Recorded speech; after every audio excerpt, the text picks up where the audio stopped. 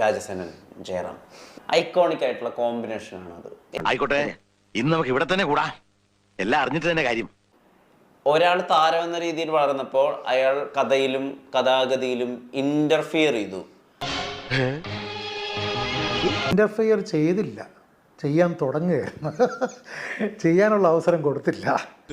ഇത്രയും ആളുകളുടെ മുമ്പിൽ വെച്ച മനുഷ്യന്റെ വായിൽ തൃപ്തിയായില്ലടാ.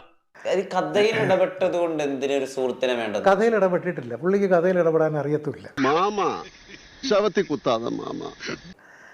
അപ്പോൾ ദിലീപ് കഥയിൽ ഇടപെടും, പല കാര്യത്തിൽ ഇടപെടും. ദിലീപിനത് അറിയാം. എങ്ങനെ അളിനതൊന്നുകൂടി പറഞ്ഞേ. ഏത് ഇപ്പൊ പറഞ്ഞില്ലേ? ദിലീപ് കഥയിൽ ഇടപെടും, പല കാര്യത്തിൽ ഇടപെടും. ദിലീപിനത് അറിയാം. ഞാനൊരു വലിയ സംഭവം അല്ലേ. ജയറാം, സത്യം ഞാൻ തുറന്നു പറയാം, എൻ്റെ ഒരു സിനിമ കഴിഞ്ഞാൽ അടുത്ത സിനിമയ്ക്ക് ഒരു 4-5 സെൻറ്റൻസ് ചിലപ്പോൾ ഫോണിൽ കൂടെയാണ് പറഞ്ഞു കൊടുക്കുന്നത്. പിന്നെ ജയറാം ആ സ്ക്രിപ്റ്റ് കാണുന്നത് ലൊക്കേഷനിൽ. സിനിമയുടെ കാര്യം വന്നപ്പോൾ ഞങ്ങൾ തമ്മിൽ ഈ പറഞ്ഞത് ആരംഭിച്ചു. ഏത് അദ്ദേഹം കാസ്റ്റിങ് അത് ഫോണിൽ കൂടെയാണ് സംസാരിച്ചത്. അപ്പം ഞാൻ ചോദിച്ചു, നമ്മളിങ്ങനെ അല്ലോ ചെയ്തുകൊണ്ടിരുന്നത്, അല്ല ഇനി അങ്ങനെയൊക്കെ വേണ്ടേന്ന് ചോദിച്ചു.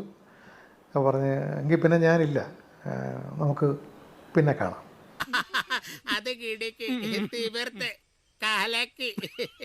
അദ്ദേഹമോ അദ്ദേഹത്തിന്റെ സൈഡിൽ നിന്നൊരു ഇനീഷ്യേറ്റീവ് എടുത്താൽ എൻ്റെ ഭാഗത്തുനിന്നും ഉണ്ടാവില്ല. കഴുത്ത് വരെ പെരുമ്പാമ്പ് വിഴുങ്ങി അവന്റെ തലയിൽ ഹാന ചവിട്ടിന്ന് പറഞ്ഞ പോലെ